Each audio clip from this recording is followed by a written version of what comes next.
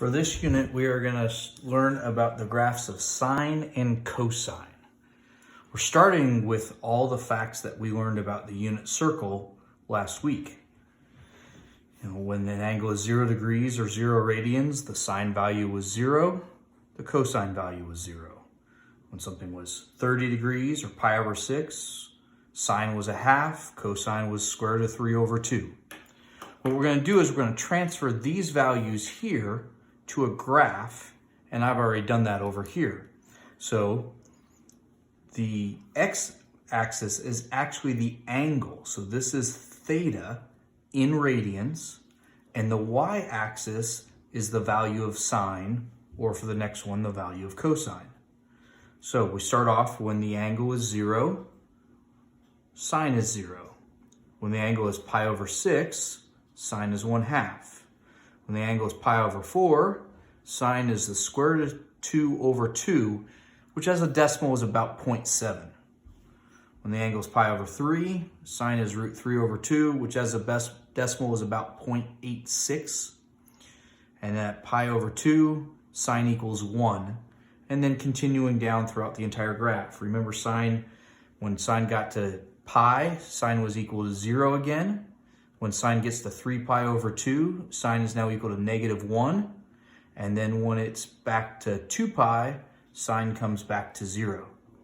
If you connect the dots through all of these, you get this nice smooth curve that joins all those points. This curve starts at 0, gets as high as 1 on the y-axis, comes back to 0, gets as low as -1, and then comes back to 0. What I have graphed is one complete cycle of the graph. It would just keep repeating itself again and again as we kept going around, another 30 degrees, another 45 degrees, another 60 degrees.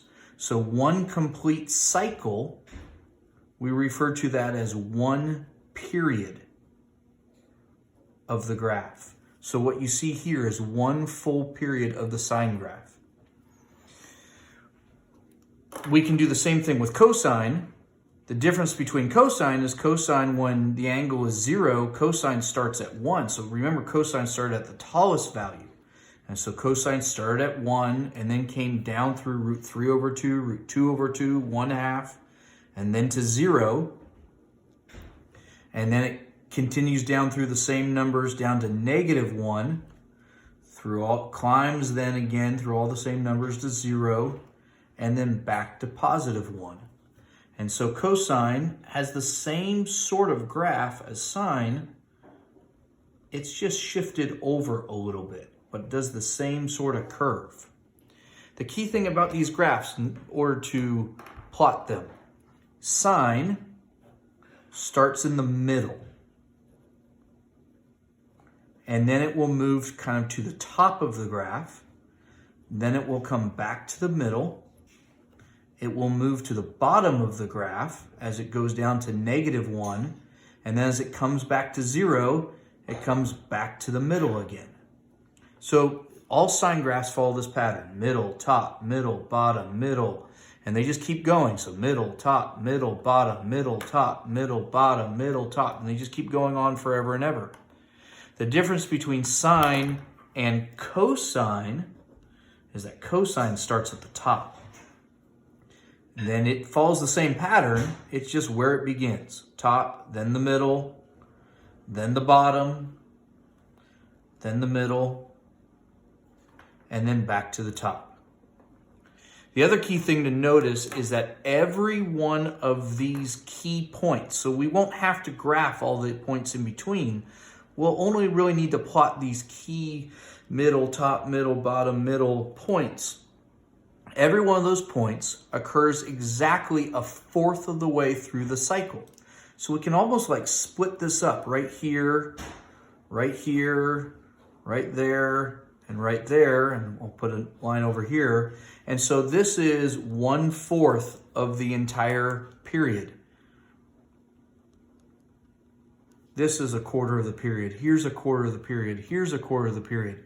So the period, the entire time, the distance it takes for it to do one complete cycle, if it starts at 0, the complete cycle ends when the x value or the angle is 2 pi.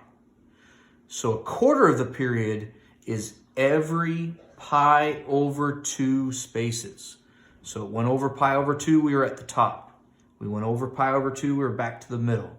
We went over pi over 2, we're at the bottom. We go over another pi over 2, we're at the middle. Cosine behaves the exact same way. Every one of these marks is exactly a quarter of the period. The only difference between a cosine graph and a sine graph is where they begin. Cosine kind of begins its cycle at the top, whereas sine begins its cycle in the middle. So let's take that down below and let's show that again. If I was to graph sine, I'm going to go from 1 to -1, and sine's going to start at 0. And if I go over a quarter of the period, remember the period was 2 pi. If I were to do a fourth of that, I'm at pi over 2. So I'm going to go over pi over 2, which is right here, but I'm going to go up to the top, which was equal with 1. Then I'll go over another pi over 2, and I'm back to the middle. Over another pi over 2, I'm at the bottom. Over another pi over 2, I'm at the middle. And then all you've got to do is just kind of draw a nice smooth curve between them. No straight lines, it's just a nice smooth curve. And we'll see more examples of those later. The sine graph just keeps going, so it follows this pattern. Middle, bottom, middle, top, middle. So it's now going to go to the bottom. So back down to -1. To the middle, even at 0. To the top, so even with 1, back to the middle. And we'll just, as we graph, we try and fill the whole graph. So there's 2 complete periods. And one period starts right here and ends right there. So that's one complete cycle of the graph. And then it starts there and ends there. And then there's a second complete cycle of the graph, or a complete period. So for cosine, we'll do the same thing. We'll go from 1 to -1. The only difference is cosine is going to start at the top. So then it's going to go from the top, it's going to go over a quarter of the period, which again is pi over 2. But it's going to go to the middle now. Then over a quarter period to the bottom. Over a quarter period to the middle. Over a quarter period into the top. And then we play connect the dots again and try and draw our smooth curve. And again, if we follow the pattern, top, middle, bottom, middle, top. So if I go the other way, it goes back to the middle, to the bottom, to the middle, and back to the top. And again, I can see 2 complete periods here. One period starts right there. I do a complete cycle and it ends right there. So what you see right here is 1 period. Then starts at the top, middle, bottom, middle, back to the top. So the next period ends right there. So those are the sine and cosine graphs. We just make sure that we constantly follow that middle, top, middle, bottom, middle, top, middle, bottom, middle pattern. And just remember that sine always starts in the middle and cosine always starts at the top.